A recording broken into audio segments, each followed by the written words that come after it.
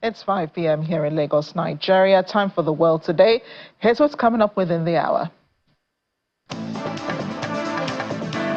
Friedrich Merz may be on his way to becoming Germany's new chancellor, but the EFD's surge is also becoming a warning to other parties, he says. The U.S. and Ukraine close to agreeing a minerals deal as both leaders work towards peace in Ukraine. Plus,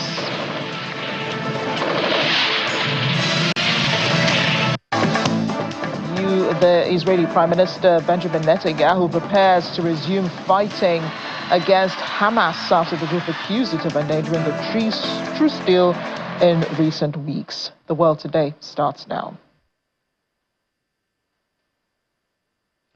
The election in Germany has been sending ripples across the country as Friedrich Merz emerges winner and ready to step into Olaf Scholz's shoes as Chancellor. Earlier today, we heard from him in his address to the nation outlining his projections for his tenure, saying his party has received a clear mandate from the electorate to form the next government after what he describes as exceptional results. He highlighted the number of seats received by the SDU, the CSU, CDU and the CSU, allowing them to form a coalition with only the Social Democrats, which he says is the ideal outcome. He repeated his goal of forming a government by Easter, but warned the surge of the far-right AfD to 20% voter support was the last warning to the country's mainstream parties. The anti-immigration Alternative for Germany scored its best ever result in Sunday's election after a campaign marred by a spate of deadly car ramming and stabbing attacks blamed on migrants. Merz of the center-right Christian Democrats has vowed a crackdown on immigration and a zero-tolerance law and order drive to ease public fears and win back voter drifting to the far-right party. Addressing other issues in the country, he says he's convinced NATO continues to function well and that he has had a good discussion with the bloc's Secretary General, Mark Rutte. He hopes for a chance to maintain the transatlantic relationship between the U.S. and NATO. He says he'll do everything within his power to conserve good transatlantic relationship with the U.S. as well, and that Israel, the Prime Minister Benjamin Netanyahu, should be allowed to visit Germany. This despite an ICC warrant on his head.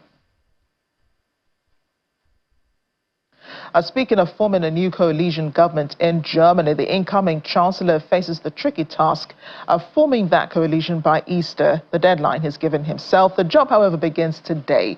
His conservative CDU-CSU bloc came in first place on 28.6% ahead of far-right Alternative for Germany on 20.8%, its best ever result, according to provisional results.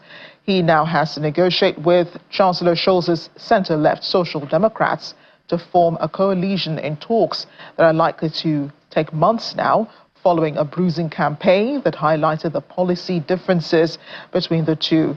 Analysts think Merz will, however, not have to rely on support from the Greens for an outright parliamentary majority after the new BSW party, founded by Sarah Wagenknecht, a former leader of the Left Party, just missed the 5% threshold required to enter the lower house.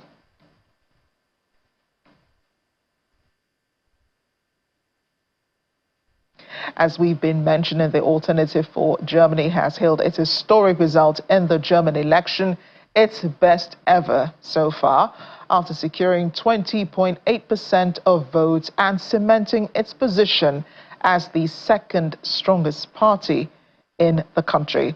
Candidate for Chancellor Alice Weidel told supporters on Sunday Germans have voted for change.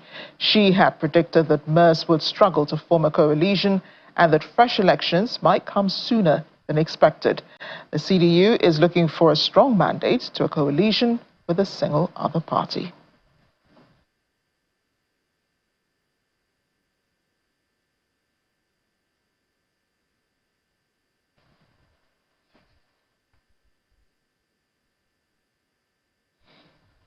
Now, aside from gaining the best results in the election, the AfD co-leader Alice Weidel did say she had some missed calls from All the way from the United States, it was from none other than the Director of Department of Government Efficiency, Elon Musk, who reportedly called her and other party leadership to congratulate them personally on the victory.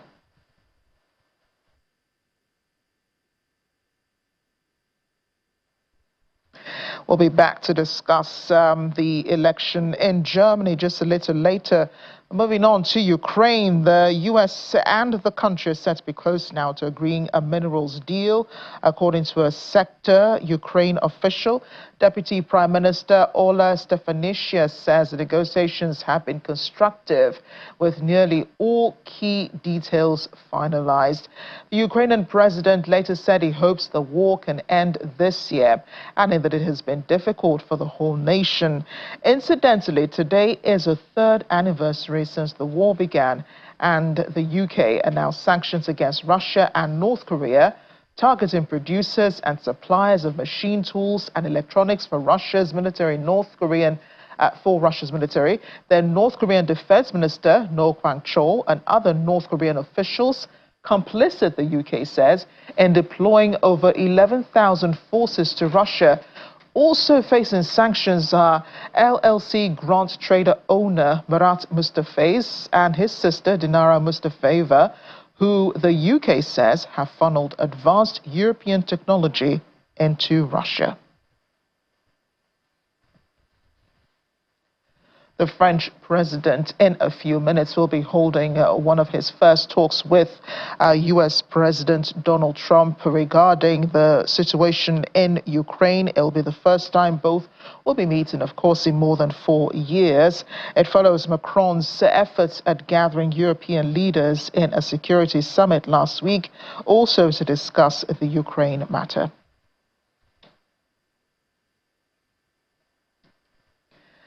We did mention earlier, Ukraine is marking 3 years since the start of the war with Russia. A memorial event is taking place at the site of the Romanivka Bridge. A bridge was blown up by the Ukrainian military to stop Russian advances, and tens of thousands of residents were evacuated under it. According to the BBC, in Irpin in 2022, they came on foot in an endless stream, trying to outpace the Russian shells, laying waste to their hometown. There were families with children in strollers clutching stuffed toys, young mothers with babes in arms, and the elderly moving as fast as their years would allow. Many were silent, many were weeping. At the edge of Irpin, she says, there was urgency, panic, and anguish. It felt like we were witnessing the death of a city.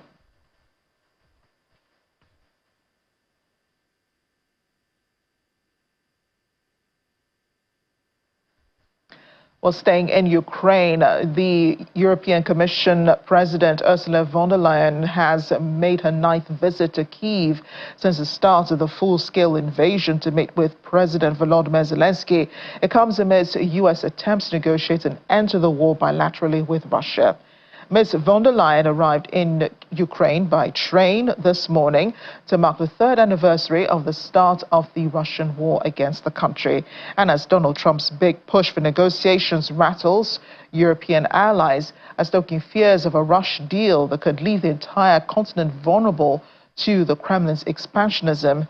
The president of the European Commission joined other Western leaders such as Spain's Pedro Sanchez, Denmark's Mette Frederiksen, Lithuania's Gitanas Nausėda, and Canada's Justin Trudeau in a special summit hosted by President Volodymyr Zelensky.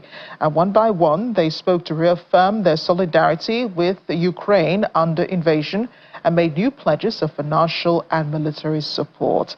Von der Leyen unveiled a 3.5 billion euro package of EU financial assistance to inject additional liquidity into Ukraine's strained budgets and facilitate, among other things, the purchase of military equipment from its domestic industry. The 3.5 billion euros is an advance on a larger 50 billion euro assistance fund that the European Union established in early 2024, dubbed the Ukraine Facility.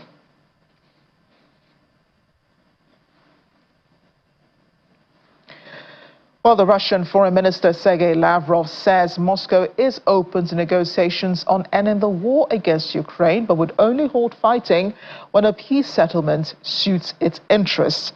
Mr. Lavrov was speaking in Turkey on the third anniversary of the war in Ukraine. He claims Russia is engaging with the United States on a peace settlement while accusing Europe of seeking to prolong the conflict. He says Moscow is ready to negotiate with Ukraine, Europe, or any representatives who in good faith would like to help achieve peace. But in his words, we will stop hostilities only when these negotiations produce a firm and sustainable result that suits the Russian Federation. Mr. Lavrov was making the remarks in Turkey alongside the Turkish Foreign Minister Hakan Fidan. Welcome back to the world today. The Trump administration has placed, I do beg your pardon, the U.S. President Donald Trump has appointed podcaster and commentator Don Bongino as deputy director of the FBI. Trump posted on social media that Bongino was a man of incredible love and passion for the country. He would serve under newly confirmed FBI Director Kash Patel. 50-year-old Bongino, who has worked for the New York Police Department and Secret Service, is a staunch Trump ally who's pushed false claims about the 2020 election and other stories. His appointment, which does not require Senate confirmation, means neither the top two people running the agency have FBI experience.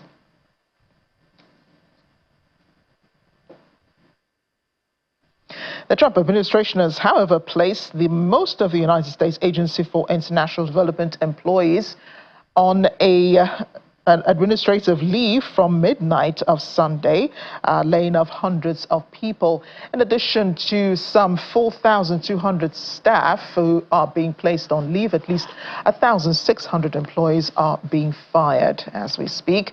A move comes weeks after President Trump's initial attempt to eliminate thousands of U.S. aid employees held up by a legal challenge. A federal judge temporarily halted the administration's plan to gut America's foreign aid agency, but ruled on Friday the pause will not be permanent. Founded in 1961, USAID employed around 10,000 staff until the recent cost-cutting began. A notice to U.S. aid employees on Sunday from the Office of the Administrator said that designated personnel responsible for critical functions or in leadership would be exempt from administrative leave. It's not clear now how many employees will be kept on, but USAID had previously deemed 611 personnel to be essential. The email said USAID intended to fund voluntary return travel for overseas staff. Around 4,200 employees will be placed on leave, according to the BBC's news partner, the CBS. On the USAID website, there would be a reduction in force of an additional 1,600 personnel in the U.S. And that would amount to at least 5,800 USAID employees on administrative leave or laid off, or well over half the agency's workforce.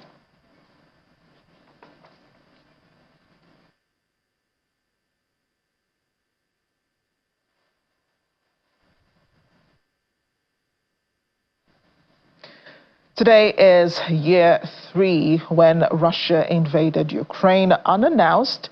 Thousands of people have died. A lot more have been displaced. The Ukrainian President Volodymyr Zelensky currently in negotiations with the United States on ways to end the war and finding peace for Ukraine. U.S. President Donald Trump has sent officials to Saudi Arabia last week to hold discussions with Russian Foreign Minister Sergei Lavrov and other officials on the way forward. Joining us now to discuss the plans for peace in Ukraine and 3 years since the war began is international relations expert Dr. Adoyi Omale. He joins us from our studio in Abuja. Dr. Omale, thank you for joining us on the program today. Good evening, and I'm always pleased to be on channels. We appreciate your being here. And interestingly, we have had discussions with you time and again over the situation in Ukraine. I want to, backtrack on this day 3 years ago, what it was like for Ukraine That attack from Russia came unannounced, although it was predicted by U.S. intelligence forces that Russia was planning some sort of attack on Ukraine. It wasn't specific about when exactly these attacks were going to happen. Yes, according to Russia then, they said it was a military drill that would last some few days. But few days have now turned to 3 years. So it was a deliberate attempt by Russia to carry out aggression against a sovereign country. And that was why there was a lot of uproar across the globe with the impunity that Putin and his army carried out against Ukraine. And it's just unfortunate that the war has dragged for close to 3 years. It was a very, very avoidable war, and I see no reason why Ukraine, being an independent and sovereign nation, should have been so brazenly been invaded by Russia in the manner in which they did. And there are analysts who say that this was Ukraine's fault in the first place because the Russian president had been warning time and again against NATO expansion in Europe, especially in Eastern Europe, getting as close as possible to Russia. They have admitted or are in the process of admitting other European countries into NATO, but not Ukraine. And despite the lip service that they provide to Ukraine, saying they still support the country, the EU also saying they support the country, there's been no real support for Ukraine, which goal, I believe, for President Volodymyr Zelensky is to be part of a wider network to protect it from Russia. Well, to my mind, the way I view the conflict between Ukraine and Russia, there was clearly an act of aggression on the part of Russia. I've listened to the same argument that Ukraine's quest to join NATO is responsible for, is the justification for Russia's invasion. My position is that Ukraine is a sovereign and independent country that can decide whether to belong to an international organization or not to belong to an international organization. So Russia is crying. How can they be crying when about 10 former countries, former Soviet republic, joined NATO? Where were they? Slovenia, Latvia, and others. When they joined NATO, where was Putin and Russia? So Ukraine joining was not a new thing. Most of the countries of the former Soviet republic, including Georgia, they had already become members of NATO. So, moreover, before now, was it still Ukraine's quest to join NATO that led to the annexation of Crimea in 2014? And certainly not. I think that Russia is just afraid after they lost the pro-Russian leader and Zelensky emerged as the president because of his pro-Western stance. I think that's what may have infuriated Russia to have embarked on this adventure. So to my mind, Russia has no justification whatsoever. The ICJ have said so. The United Nations, through several resolutions, have said so. And I think everybody should just call Putin to order. I agree that in international relations, in international diplomacy, you will protect your interest. In the prologue that you just played or that you just spoke now, I heard Lavrov talking about whatever negotiation that is going to happen, they will have to. It will have to be in the interest of Russia. So, but so also Ukraine also is also a sovereign country, and that is why I agree that if there is going to be any negotiation, all the parties must be there. That's why what happened in Saudi Arabia, to my mind, was not good. There was no reason why Zelensky or Ukraine wouldn't have been part of that that meeting. And I wholly disagree with Trump that it was Ukraine that caused the war in the first instance, when we know that it was not Ukraine. Ukraine only expressed its willingness to join NATO. They had not joined. The processes have not yet commenced. And then Russia will carry out this type of aggression. So to me, what is to be done is to allow Putin to withdraw. But again, I think the key issue in the negotiation now is whether to return to the pre-2014 boundary or to return to the boundary as it is today. And I think Ukraine has a very good case to return to the pre-2014 boundary, because Crimea clearly is not a part of Russia and was annexed illegally. That's going to be a tough one, to recover. Because when Crimea was annexed in 2014, I remember it was then U.S. President Barack Obama who said, that Russia had crossed a really red line, and nothing was done in the end, no sanctions against Russia.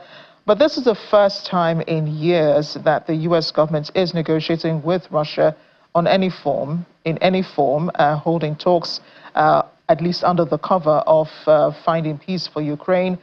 But it does seem like U.S. holding the talks in Saudi Arabia last week was leverage for Russia against Ukraine. And you're right when you say that the Ukrainian president, or at least a Ukrainian official, should have been there. But it doesn't seem like this really was about finding peace in Ukraine. It seemed like two big powers coming together to agree their position on a particular issue. Now you have the U.S. government negotiating with Ukraine on its mineral deposits. How does that come across to you? In Ukraine's position of President Volodymyr Zelensky looking really small right now on the international scene. Yes, international relations is a very complex. Field. That is why in social sciences you cannot say 2 + 2 = 4. President Trump coming has changed the whole game as far as Ukraine is concerned. Trump has been a very shrewd businessman, has come in with his experience in the areas of business and so on to want to achieve this peace. He has already boasted before now that he will end the war as quickly as possible, and I think that is why he has taken the bull by the horn. But now there are two implications. Americans, the U.S. have traditional allies, which are most of the European countries are their traditional allies, including France, the United Kingdom, Austria, and so on. So, and will he sacrifice these allies who have invested so much in support of Ukraine to cut a new friend in Putin and jettison the traditional allies? Well, though somebody has argued with me that in the Second World War, Russia was part of the Allies and contributed significantly to the defeat of Hitler. So, Russia also has a background of having an alliance with America. So that is one argument or one aspect. But I think that the way Trump is going, I think he should have been a much more neutral arbiter, putting Ukraine on the spot and then taking supporting Russia on the full scale, to me will not be in the best interest of the United States. The United States has committed close to $69 billion, while even the UK just a paltry $12 billion, and European Union. But the US remains the single large funder of the Ukrainian military defense system. And I think it will be important for the United States to act as a neutral arbiter in this conflict, so that the peace will not be the peace that is going to be negotiated will not be against the interests of Kyiv, because Kyiv was certainly not the initial aggressor, and they have lost a lot. Many of their infrastructure has been destroyed. And so what I expect Trump to do is to ask Russia to withdraw its forces and allow the war to end. Since Ukraine has not joined NATO, I am not advocating for them to continue to push to join NATO. But if at the end of the day that can happen in future, fine. But for now, Ukraine has not joined NATO. And I see no reason why Russia will continue to insist that they will have military presence in Ukraine. So I think that if I'm to advise Trump, I would tell Trump to discuss with Russia for Russia to pull out their troops. On whether they will go back to 2014 boundary or to retain the boundary before 2022, I think Zelensky may want to concede on that. While the ceasefire comes into effect, the issue of Crimea and other regions pre-2022 can be discussed and negotiated. That is my own sincere, that's the way I view the conflict now. But certainly, the attacks on Zelensky from Trump are really not needed at this point in time. Everybody knows that in the emergency situation, you cannot just go and start conducting elections. Yeah. Everybody knows that when there's a martial law, you don't just go, and these laws were not instituted by Zelensky. It was there before he became president. Yeah, so I suppose you're talking about the name-calling that existed, the name-calling that we saw play out in the media between the U.S. president and Zelensky. President Trump was simply reacting to the meeting that, his Secretary of State, Marco Rubio, had in Saudi Arabia. And then he was, he just went off on a rant against the Ukrainian president, calling him a dictator, saying he didn't conduct any elections. He was supposed to have left. Interestingly, though, Ukrainians do understand that President Zelensky is supposed to hand over power. In fact, they expect that as soon as this war is over... Last year, May, yeah. Yeah. They expect that as soon as this war is over, as soon as they say this war is over, that elections are conducted, a new president is elected to fashion the way forward for peace and restoration in Ukraine. And let's talk a bit about that. What happens after this war is over. It is clear that Ukraine will never be the same, apart from the people whose lives have been lost and those who have lost homes and lost livelihoods and the humanitarian conditions on the ground. Ukraine has lost territories. Territories it may never get back, from Russia. It will make the country much smaller than what it used to be. But then you have associations like organizations like NATO and the EU saying we're supporting you, but not even the EU has been able to provide some shelter, some covering for Ukraine with a membership. What do you make of that? Well, Ukraine, Europe and the EU have tried. They've been one of the key supporters of Ukraine in this war. Though America, like I said earlier, are the major contributors in terms of funding. The Germans, the French, the British, they have provided a lot of support, and even the EU collectively, to ensure that even in terms of sanction, they have slammed a lot of sanction on Russia to put pressure on Russia.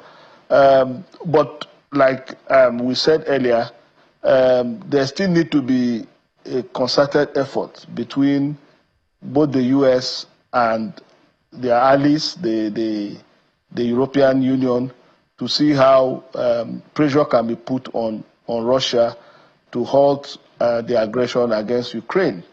Ukraine certainly was a weaker country.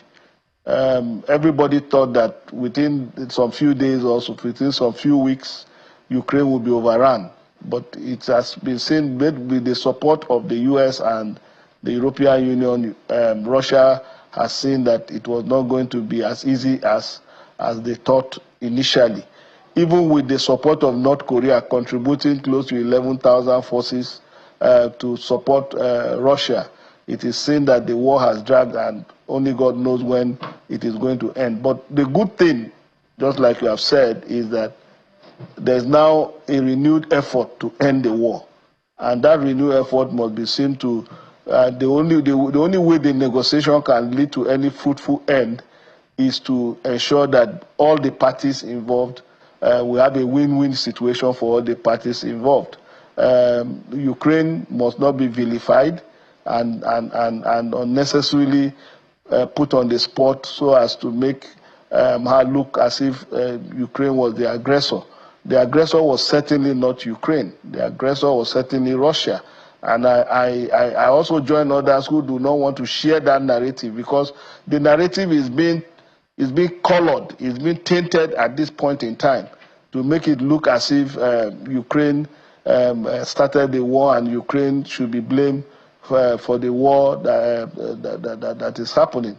But I don't think the fault rests squarely on Ukraine, because Russia also have its own expansionist tendency. You know, these superpowers, they have their ways of doing their thing.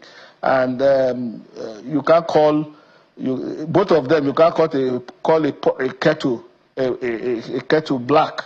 So just like America is also wielding their powers globally, they are also trying to justify some of their actions by also encouraging Russia to do the same, and that will not be good for the stability of the international system. The superpower should also allow smaller, medium powers to breathe. As it is now, this new alliance between Trump and Putin is giving a lot of people cause to worry, especially the traditional allies of the U.S. I think Trump should take a seat back, look at what Ronald Reagan said in the past when he was president, how he ensured that the U.S. must maintain the hegemony of its allies, and they must at all times be together. Why was NATO formed ab initio? NATO was formed because an injury to one was seen to be an injury to all, and for everybody to protect their interests. So America even opting out or watering down the power of NATO may be counterproductive to America in the future. So I think Trump should also have that at the back of his mind when he's carrying out this mediation between Russia and Ukraine. And I think that peace is achievable. I think both sides are already wary. Both sides are willing to go to the negotiation table, but it should be done in such a way that all the sides will feel comfortable, all the sides will feel that there's no victor nor vanquished in this war, because with the support of the other European countries, the war may drag for another, only God knows when, if this peace initiative by Trump do not succeed. So I am in support of a peaceful negotiation for a ceasefire and for peace to be restored to that part of the world. But it should not be done to the detriment of Ukraine, because Ukraine has lost a lot, just like you have said, in terms of manpower, in terms of land, in terms of infrastructure, and so on. Ukraine has lost quite a lot. And it will only be fair that I know that even after the war, just like we wanted to find out what happens, after the war, Ukraine is going to have a lot of rebuilding to do. And I know Zelensky has also pledged that elections will happen immediately if peace is restored. And I believe so, because if the war was not going on, the elections would have been held. But again, being somebody who does not have a background, a military background, having led them to a war of this nature and to have attained a level of success that they have attained, I think his approval rating may not be excellent, but I think it will be within a region of 50-something% to 60-something%, because he has really, in a war situation, he has really galvanized Ukraine to stand up to the big bully that Russia is. Yeah, that's a legacy that he leaves behind. He was the Ukrainian president who stood up to Russia. And Dr. Adoyi Omale, thank you so much for speaking with us on Channels Television regarding a third anniversary of the war in Ukraine. Thank you very much, and thanks for having me. We're chasing our lead story today, which is the election in Germany. Friedrich Merz of the CSU, or the CDU, has emerged a likely chancellor, taking over Olaf Scholz. The conservative bloc is the largest in the federal election, following the elections, beg your pardon, on Sunday.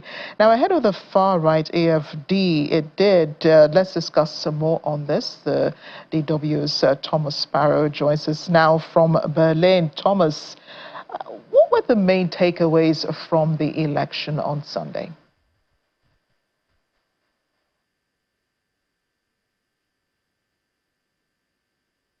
One conclusion is that Germans voted for change. The three parties that until November last year formed the governing coalition, the collapse of which actually led to Sunday's vote, lost in support compared to previous elections in 2021. And for the Social Democrats that have led the federal government under Olaf Scholz, it was their worst result ever. And for the very first time, they're going to actually be third in the federal parliament. Normally, as a historical party, as a big party in Germany, they're either first or second, but this time they will be third for the very first time. So a bad result for them. And even if you look at the liberal FDP that were also part of the governing coalition, they didn't even get above the 5% threshold, and they will be out of parliament altogether. That's one conclusion. Germans voted for change. A second conclusion is that Germany is going to shift to the right. That has to do, on the one hand, with the fact that the conservative bloc CDU-CSU, which until now was the main opposition party in parliament, will be very probably leading the next government under Friedrich Merz. Friedrich Merz will very probably be Germany's next chancellor. But it's also because of the AfD, the far-right alternative for Germany. They doubled their result compared to 2021, a very important result for them. That's a second conclusion. The third conclusion, beyond actually party politics, is that voter turnout was very high, 82.5%. And this is seen as the biggest voter turnout since 1990. 1990 obviously being a very important year for Germany because it was the year of German reunification. So those are the three most important outcomes of Sunday's election here in Germany. And so the AfD emerged from the elections with its best ever results. What role do they play on from now? What seems clear is that they will not be part of a federal government. They have said that they're willing to talk to the conservative CDU-CSU, but the conservative bloc, and in particular Friedrich Merz, the leader of the conservative bloc, have stressed that they are not willing to discuss or to negotiate with the far-right AfD. Basically, all other parties in parliament have stressed that they're not going to cooperate with the far-right party. That's what in Germany you know as the firewall. So basically for the AfD, they will cement their position as Germany's main opposition party in the parliament in coming years, and they will probably focus even more than they've done now on some of their key issues, including asking for a stronger stance on irregular migration. That has been their key issue. Something very important in that regard is that the AfD is comparatively a young party. They were actually formed in 2013, and since then they've grown and grown and grown. And for them, this is their biggest result, and it comes actually on the heels of another result a few months ago in the eastern part of the country, where for the very, very first time, they won a regional election. So for them, it is actually a very important result, and they will probably cement their status as Germany's main opposition party. Right. Thomas, can you give us a sense of the feeling there in Germany about the fact that this party from the far right has gained so much support? Those who are in favor of that, those who actually support the AfD and who would want change, say that basically the AfD says things that as they are, that they're a fresh voice in German politics, that some of the other parties that have been there for much longer do not represent voters anymore. So there is certainly among supporters of the AfD, they are very happy about the result that they achieved. And basically what they're calling for is for the AfD to have more political responsibility. As I said, something that looks unlikely given Germany's current firewall. Those who are against the AfD having so much influence in German politics have actually gone to the streets in recent weeks, saying that that firewall should be maintained, if not strengthened, saying that it's time for other parties in the democratic spectrum to be also strengthened. And basically what this tells you is that Germany is polarized and divided when it comes to the role that the AfD is going to play, not only in parliament, but also in German politics. And one important element in addition to that is that for those who are against the AfD, those who say that the AfD is actually a danger for Germany's democratic order, they normally point to the fact that the AfD in part is seen as being so extreme that it is under surveillance by Germany's domestic intelligence agency, that looks specifically at threats to Germany's constitutional order. So we're probably going to be seeing a lot of him in the next few weeks and months. Who is Friedrich Merz? Provided he manages to form a governing coalition, Germany's next chancellor will very probably be Friedrich Merz from the conservative bloc CDU-CSU. He has a very big challenge ahead of him to find partners with whom he can work, and that will probably not be an easy challenge in the next few days, even in the next few weeks or months. He has indicated he would like to form a coalition by Easter. And obviously the focus is now on him, what kind of chancellor he could be. He comes actually from the western part of Germany, he's 69 years old and a lawyer, and he's been a member of the Conservative Party for a very long time. But at a young age, when Angela Merkel, the former German chancellor, was actually growing in popularity in the Conservative bloc, he decided to leave active politics and rather work in business. He's said to be actually a millionaire. But when Angela Merkel stepped down, Friedrich Merz returned to active politics and then slowly but surely took control of the conservative bloc CDU-CSU. One element that is particularly important for him, one policy that is particularly important for him is migration. And in fact, he already said that when he becomes chancellor, if he becomes chancellor, he will try and have a much stricter policy on irregular migration in Germany. He is a controversial figure in the country. And one element that was particularly controversial in recent weeks was the fact that he presented a non-binding motion in parliament to have a much stricter policy on migration, for example, having permanent border checks at Germany's borders. And that motion was passed, but with the votes of his party, of his bloc, and of the far-right AfD, something that was met with a lot of criticism by other parties because they were basically saying that he was tearing that firewall against the AfD down. So what we're seeing is probably a chancellor that will shift his party, his bloc to the right, away from that centrist position that we had seen under Angela Merkel. In fact, the two are not the best friends. But it is still obviously important to wait and see what kind of coalition he forms, because he will have to take into consideration the policy priorities of his future coalition partners as well. Yeah, and I understand he's still waiting on that phone call from Angela Merkel to congratulate him on his win. Thanks again, Thomas, for joining us on the program.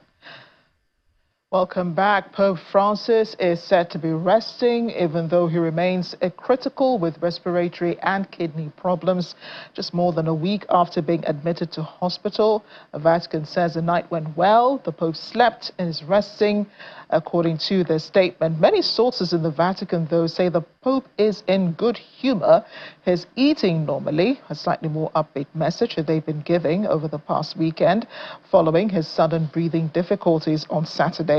Pope Francis was admitted to Rome's Gemelli Hospital on February 14 after experiencing breathing difficulties for several days, where he was first treated for bronchitis before being diagnosed with pneumonia in both lungs. On Sunday, the post-thrombocytopenia, a condition that occurs when the platelet count in the blood is too low, was stable. The Vatican did not offer prognosis given the complexity of the clinical picture. Well, there were many faithful in Rome today sending their prayers up for speedy recovery for Pope Francis following the diagnosis and the update on his health. Many were at close to the St. Peter's Basilica, people saying they think it is right that they do this now that he's weak. It's important to stay close to him at this moment. There were people kneeling. There were those saying prayers out loud. A number of them said they were worried but blessed because they had the joy of meeting Pope Francis in St. Peter's Square one time, at least in their lives. They hope to pray for his good health, pray that he's excellent. The 88-year-old has been in hospital since February 14 after being diagnosed with pneumonia.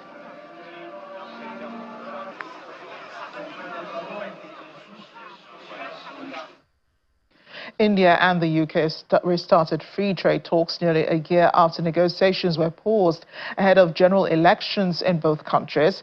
Jonathan Reynolds, the UK's Business and Trade Secretary, met his Indian counterpart, Piyush Goyal, in Delhi today, kicked off the two-day discussions.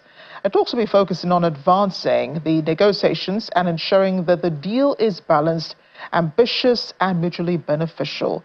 The countries have held more than a dozen rounds of negotiations since 2022, but an agreement has remained out of reach. New Zealand's Commerce Minister Andrew Bailey has resigned as a government minister after he placed a hand on a staff member's upper arm last week in what he described as overbearing behavior. Bailey said earlier today he was deeply sorry about the incident, which he described as not an argument but an animated discussion. He remains a member of Parliament, however. His resignation comes after he was criticized last October for calling a winery worker a loser, including putting his finger in an L shape on his forehead and allegedly using an expletive directed at them. He later issued a public apology. A statement from him this morning said, "As many of you know, I've been impatient to drive change in my ministerial portfolios. Last week I had an animated discussion with a staff member about work. I took the discussion too far and I placed a hand on their upper arm, which was inappropriate." He said a complaint had been made but would not elaborate further on exactly what had happened. The late leader of Lebanon's Hezbollah group, who was killed in an Israeli airstrike days after he took the post, has been laid to rest in the southern hometown earlier today, just after his cousin and predecessor were buried in Beirut. Hashem Safieddine was about 60 years old. He was killed in early October in a series of Israeli airstrikes in a southern suburb of Beirut at the height of the Israel-Hezbollah war. He was killed days after his cousin and predecessor Hassan Nasrallah was killed in Israeli airstrikes south of Beirut. Following Nasrallah's death on September 27, Safieddine was secretly named Hezbollah's Secretary General but was killed just days after. The two men were buried at a secret location as they were both killed during the 14-month Israel-Hezbollah war and their bodies exhumed for their funerals and reburial. Thousands of people marched behind Safeddine's coffin that was draped with Hezbollah's yellow flag in the southern village of Deir Kanun and Nahar, while his black turban was placed on top.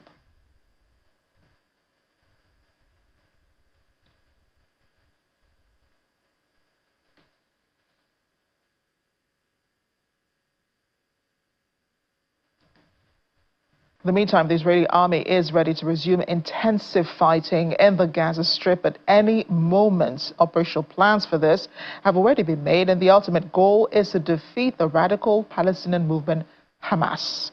The words of Prime Minister Benjamin Netanyahu, speaking to graduates of officers' courses in the country. According to him, we're ready to return to intensive combat operations at any moment.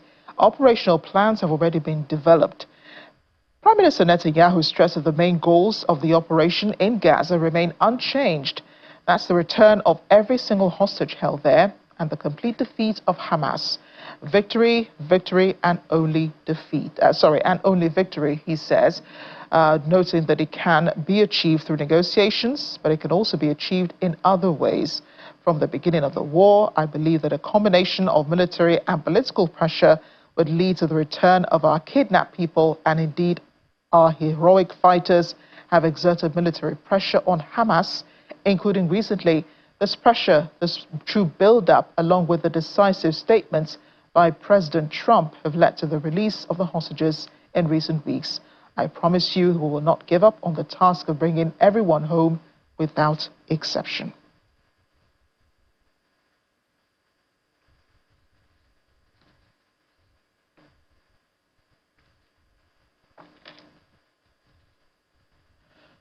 We're staying in the Middle East. A British couple in their 70s have been arrested by the Taliban in Afghanistan. 79-year-old Peter Reynolds and his wife, 75-year-old Barbie, were returning to their home in Bamiyan on February 1 when they were detained. The couple have been running training projects in Afghanistan for 18 years, and their daughter, Sarah Entwistle, told the BBC she had not heard from her parents in more than 2 weeks. It's not known exactly what the couple were arrested for, but projects run by them include one training mothers and children, which had apparently been approved by local authorities, despite a ban by the Taliban on women working on an education for girls older than the age of 12. A couple who originally met at the University of Bath married in Kabul in 1970. Since 2009, they've been running training projects in 5 schools in Kabul and 1 project in Bamiyan, training mothers and children. While the Taliban's return to power in August 2021 saw most of their staff leave, along with other Westerners, the Reynolds insisted on staying put. And as we end the program today, Chinese researchers have recently announced that their independently developed humanoid robot has achieved numerous breakthrough skills, including stacking dishes, food shopping, and even conducting electrical inspections. Scientists at China's national and local co-built embodied AI robotics innovation center revealed on February 17 the robot, named Tiangong, has set records in these new skills following several technological advances over the past year. Tiangong proves its wide range of capabilities not only through images, but also with concrete figures. It can run as fast as 12 kilometers per hour. It can climb 134 steps to reach the top of a hill, making it the first robot to do so in an outdoor environment.